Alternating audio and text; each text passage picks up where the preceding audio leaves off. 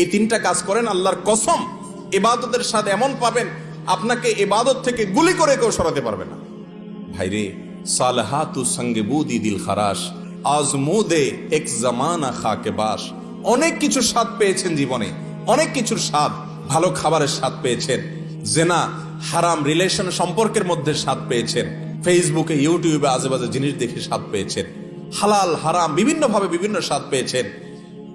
আজমুদে এক জামানা খাকে বাস।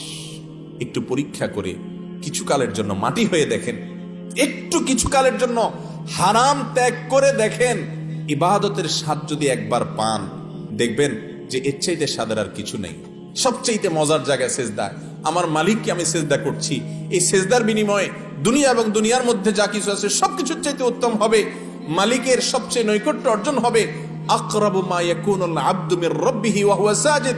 বান্দা আল্লাহর সবচেয়ে কাছে যেতে পারে যখন সে সেজদায় চলে যায়। প্রধানমন্ত্রীর খুব কাছে যেতে পারলে, প্রেসিডেন্টের খুব কাছে যেতে পারলে আমাদের গর্ব হয়। দুনিয়ার প্রধানমন্ত্রী, দুনিয়ার প্রেসিডেন্ট, দুনিয়ার রাজা, দুনিয়ার সমস্ত মানুষের মালিক যিনি, বাদশাহ যিনি, রব যিনি, সবাই যার গোলাম সৃষ্টি, সেই মালিকের সবচেয়ে কাছে যেতে পারে মানুষ যখন সেজদায় চলে যায়। আপনি যদি মনে করেন আমি সেজদায় আছি, আমার রবের সবচেয়ে কাছে আছি, একবারে সামনাসামনি রবকে পেয়ে আমি নিবেদন করছি সুবহান রব্বিয়াল আলা, ও আমার মহান প্রভু মালিক, আপনি পবিত্র, আপনার পবিত্রতা আমি বর্ণনা করছি।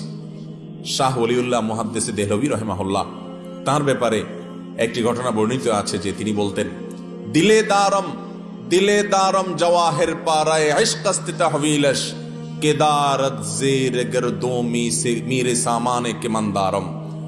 তিনি দিল্লি শাহী মসজিদের ওখানে দাঁড়িয়ে বলতেন, আল্লাহ এমন এক দিল দিয়েছেন আমাকে, এই অন্তরের চতুর্পাশ দিয়ে বড় বড় রাজা বাদশাদের রাজত্ব, এগুলো গুড়গুড় করে ঘুরতে থাকে কিন্তু ভেতরে ঢোকার চান্স পায় না। এর মানে বুঝছেন? মনে করেন একজন আপনার বাড়ির পাশে 2 নম্বর টাকা দিয়ে আঙ্গুল ফেলে কলা গাছ হয়ে গেছে, আপনার বাপেও খোঁচায়, মায়েও খোঁচায়, আপনার নিজের কাছেও খারাপ লাগে যে আমি কি করলাম। হ্যাঁ, আরেকজন হারাম রিলেশন করে 2-4টা সম্পর্ক করে ফেলছে, আপনার কোনো হারাম রিলেশন না, আপনি মনে করতেছেন হারে আমি দুনিয়ার এই ভোগ উপভোগ থেকে নিজেকে দূরে সরিয়ে রাখলাম। তো তিনি বলেছেন আমার অন্তরে এগুলার লোভ, মোহ, পদ, টাকা পয়সা, অমুকে রাজনীতি করতে করতে বিশাল নেতা হয়ে গেছে, এখন তার দেখে কে আর পয়সা ক্ষমতা, কিন্তু আমি তো সেই জায়গায় পড়ে থাকলাম। মনের মধ্যে এগুলো ঢুকতে চেষ্টা করে, এগুলার বড়ত্ব মনের ভিতরে ঢুকলে তখন আস্তে আস্তে সেগুলো করতে মনে চায়। তো তিনি বলেছেন এগুলো সব আমার মনের চতুর্পাশ দিয়ে ঢুকে কিন্তু ঢুকতে পারে না, কারণ কেদারত জেরগর দোমিস রেসামানে কামান ধারম। ও দুনিয়ার রাজা বাদশারা, ও মোগল সম্রাটেরা, আমি যে অন্তর রাখি, এই অন্তরে আল্লাহর ইবাদত করে যেই পরিমাণ নিজেকে ধনী মনে হয়, তোমাদের কাছে যত কিছু আছে এগুলো সব আমার কাছে তুচ্ছ মনে হয়, এগুলোর কোনো মূল্য আমার কাছে নাই, তোমরা এগুলোকে অনেক বড় কিছু মনে করতে পারো। মুসলমানের নজর হবে সেরকম, এগুলো কল্পকাহিনী মনে হবে। এক সময় আল্লাহর নেককার বান্দারা পৃথিবীতে যারা ছিলেন তাদের কাছে এগুলোই মনে হতো। সাহাবা একরাম, বড় বড় সম্রাটদের মাথার উপরের মুকুট স্বর্ণ দিয়ে তৈরি, মসজিদে নববীর সামনে এনে রাখা হয়েছে।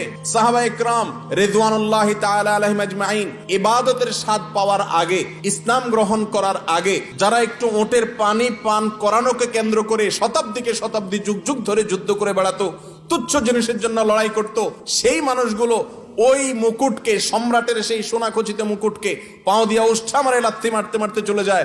এগুলো তাদের অন্তরে প্রবেশ করতে পারে না, এগুলো তাদেরকে কোনো অবস্থাতে দুর্বল করতে পারে না। ও ভাই, ইবাদতের স্বাদ যদি একবার পেয়ে যান, আল্লাহর কসম পৃথিবীর সব কিছু আপনার কাছে তুচ্ছ হবে, সততা, নীতি আদর্শ আপনার কাছে বড় হবে। আমি আপনাদেরকে আল্লাহর উপরে ভরসা করে বলছি, যদি কেউ ইবাদতের স্বাদ পান না এই অভিযোগ করেন, আপনি টানা 10 দিন 20 দিন এই চোখ দিয়ে হারাম কোনো পর্নোর দিকে তাকাবেন না, কোনো মিউজিক, কোনো গান শুনবেন না, মোবাইলেও না, মোবাইলের বাইরেও না, টেলিভিশনেও না, কোনো দিকেই না। রাস্তা চলবেন, নিজেকে নিয়ন্ত্রণ করবেন, নজর পড়ে গেছে সাথে সাথে নিজেকে শাসন করবেন, ভৎসনা করবেন, আল্লাহর কাছে মাপ চাইবেন, এরপরে আরো সাবধান হয়ে চলবেন। এভাবে 10-15 দিন যদি চোখের জেনা থেকে আপনাকে বাঁচাতে পারেন নিজেকে, ইনশাআল্লাহ আপনি ইবাদতের স্বাদ পাবেন। আপনি রুকু করলে, সিজদা করলে আর উঠতে মনে চাবে না। ভাইরে, আজ আমাদের কাছে নামাজটা বোঝা হয়ে গেছে, আমরা নামাজটা পড়ি একটা বোঝা, পড়ে শেষ করতে পারলে বাঁচি। সাহাবা একরাম, এমনকি আমাদের প্রিয় নবী করিম সাল্লাল্লাহু আলাইহি সাল্লাম কিভাবে নামাজ পড়তেন জানেন? আম্মা জান আয়েশা বলেন, তিনি যখন রাত্রের জন্য নামাজ পড়তেন, লা তাসআল আন হুসনিহিন্না ওয়া তুলিহিন্না, নবীজির রাতের নামাজের কি সৌন্দর্য ছিল, আর বলো না। যখন তিনি দাঁড়িয়ে কেরাত পড়তে থাকতেন, এত লম্বা সময় পড়তেন, আমরা মনে করতাম হায়রে রুকুতে আর যাবেন না মনে হয়। রুকুতে যাওয়ার পর সুবহান রাব্বিয়াল আযীম, আল্লাহ পবিত্রতা বর্ণনা করছেন, মালিকের সামনে নিবেদন করছেন তাসবিহ। এত বেশি ভালো লাগা কাজ করতো, নবীজি রুকু থেকে আর উঠতেন না। আমাদের আয়েশা বলেন মনে হতো তিনি আর উঠবেন না, মাথা তুলবেন না। ভয় হতো যে হায়রে এত সময় ধরে তিনি রুকুতে আছেন, কষ্ট হয়ে যাচ্ছে, মাথাটা কেন তুলছেন না। এরপর যখন মাথা তুলতেন, এত সময় ধরে দাঁড়িয়ে আল্লাহর প্রশংসা করতেন, হামদান কাসীরান তাইয়িবান মুবারাকান ফি রব্বানা ওয়ালাকাল হামদ। এত সময় নিয়ে বলতেন, মনে হয় যে আর সেজদা যাবেন না। আবার সেজদা গেলে একই অবস্থা। সবচেয়ে মজার জায়গায় সেজদা, আমার মালিককে আমি সেজদা করছি। এই সেজদার বিনিময়ে দুনিয়া এবং দুনিয়ার মধ্যে যা কিছু আছে সবকিছুর চাইতে উত্তম হবে, মালিকের সবচেয়ে নৈকট্য অর্জন হবে। আকরাবু মা ইয়াকুনুল আবদু মির রাব্বিহি ওয়া হুয়া সাজিদ। বান্দা আল্লাহর সবচেয়ে কাছে যেতে পারে যখন সে সেজদায় চলে যায়। প্রধানমন্ত্রীর খুব কাছে যেতে পারলে, প্রেসিডেন্টের খুব কাছে যেতে পারলে আমাদের গর্ব হয়। দুনিয়ার প্রধানমন্ত্রী, দুনিয়ার প্রেসিডেন্ট, দুনিয়ার রাজা, দুনিয়ার সমস্ত মানুষের মালিক যিনি, বাদশাহ যিনি, রব যিনি, সবাই যার গোলাম সৃষ্টি, সেই মালিকের সবচেয়ে কাছে যেতে পারে মানুষ যখন সেজদায় চলে যায়। আপনি যদি মনে করেন আমি সেজদায় আসি, আমার রবের সবচেয়ে কাছে আসি, একবারে সামনাসামনি রবকে পেয়ে আমি নিবেদন করছি সুবহান রাব্বিয়াল আলা, ও আমার মহান প্রভু মালিক, আপনি পবিত্র, আপনার পবিত্রতা আমি বর্ণনা করছি। ভালো লাগা কাজ করবে। নবীজি সাল্লাল্লাহু আলাইহি ওয়াসাল্লাম লম্বা সময় সিজদা করতেন, উঠতে চাইতেন না। আর আমাদের অবস্থা হলো নামাজ তাড়াতাড়ি করে শেষ করতে পারলে বাঁচি। নামাজের পরে যদি বৃষ্টি হয় তো মসজিদের দুয়ারে এসে সবাই এমন ভাবে একত্র হয়, মনে হয় জেলখানায় আছে, বাইরে হওয়ার জন্য সবাই পাগল হয়ে গেছে। ঠিক না ঠিক ভাইরা আমার? এই ইবাদতের স্বাদ নষ্ট হয় যে কাজগুলোর মাধ্যমে, তার মধ্যে অন্যতম একটা কাজ হলো চোখের গুনাহ, যেটা আজ ব্যাপক হয়ে গেছে। এই জন্য ইবাদতের স্বাদ নাই। আল্লাহ আমাদেরকে চোখের জেনা থেকে বেঁচে থাকার তৌফিক দান করুন। আর এমনি গণহারে গুনাহের কারণেও ইবাদতের স্বাদ কমে যায়। ইবাদতের স্বাদ কমার তৃতীয় কারণ হলো হারাম খানা। আজকাল খাবারের মধ্যে এত ভেজাল, আল্লাহ মাফ করুক। ইমাম সাহেব বেচারা যে বেতনটা পায়, ওয়াজ করে হুজুর যে হাদিয়া পায়, ওই হাদিয়াও দেখা গেল যে যেসব মানুষ দিছে টিছে, সুদখোর, ঘুষখোর, টিনচোর, গমচোর, ডাকাত, রাহাজানি করেন না, আইল ঠেলা মানুষ, 2 নম্বরে ইনকাম করা মানুষ, চাঁদাবাজ, মাস্তান, এক একজনের ইনকামে এক এক ভেজাল। আবার কেউ আছে এগুলো কিছু করেন, আপনারা খুব হাসতেছেন মনে মনে, হুজুর সব বাঁশ দিয়ে ফেলতেছে। আপনি নিজেও যে বাঁশ খাওয়ার লোক, আপনি বোনের হক দেন নাই, ফুফুর হক দেন নাই বাপের সম্পত্তিতে, তাহলে আপনিও হারামখোর, আমিও হারামখোর হয়ে যাব যদি এই কাজ করি। ঠিক না ঠিক? এই হারাম খাওয়ার কারণে ইবাদতে স্বাদ পাওয়া যায় না।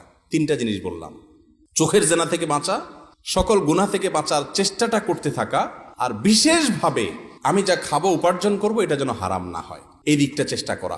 তাহলে 3 কাজ করতে হবে, চোখের জেনা থেকে বাঁচতে হবে, সকল গুনাহ থেকে বাঁচার বিশেষ চেষ্টা থাকতে হবে, আর হারাম খানা থেকে বাঁচার চেষ্টা করতে হবে। আল্লাহ আমাদের তৌফিক দান করুন। এই 3টা কাজ করেন, আল্লাহর কসম ইবাদতের স্বাদ এমন পাবেন, আপনাকে ইবাদত থেকে গুলি করে কেউ সরাতে পারবে না। ভাইরে, সালহাতু সঙ্গে বুদি দিল খারাস, আজমুদে এক জামানা খাকে বাস। অনেক কিছুর স্বাদ পেয়েছেন জীবনে, অনেক কিছুর স্বাদ, ভালো খাবারের স্বাদ পেয়েছেন, জেনা হারাম রিলেশন সম্পর্কের মধ্যে স্বাদ পেয়েছেন, ফেসবুকে ইউটিউবে আজেবাজে জিনিস দেখে স্বাদ পেয়েছেন, হালাল হারাম বিভিন্ন ভাবে বিভিন্ন স্বাদ পেয়েছেন। আজমুদে এক জামানা খাকে বাস। একটু পরীক্ষা করে কিছুকালের জন্য মাটি হয়ে দেখেন, একটু কিছুকালের জন্য